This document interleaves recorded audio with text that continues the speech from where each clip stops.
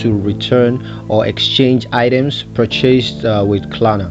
So it's going to be a quick video. Let's get straight into it. And the first step is to review Klarna's return policy. So what you want to do is you got to check out Klarna's website or use their mobile app.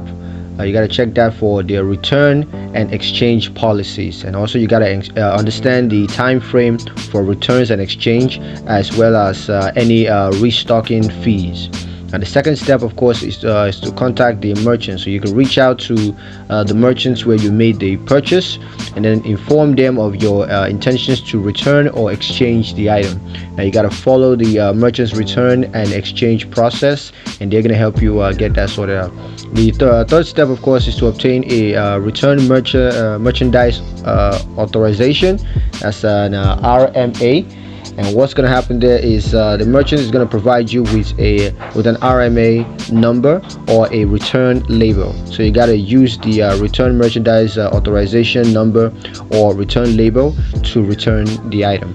Now the fourth step, of course, is to return the item. So you got to carefully package the item and include all of its original tags, accessories, and all of its packaging.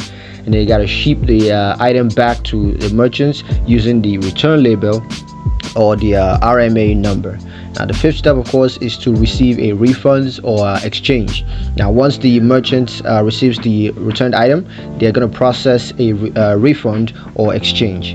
Now Klarna will be notified of the refunds or exchange and will update your account accordingly. So yeah, that's pretty much it for the video. Hope you guys liked it. Hope you found it useful. If you did, like the video, comment down below, let me know what you thought, share the video with your friends, and subscribe to the channel if you haven't done so already.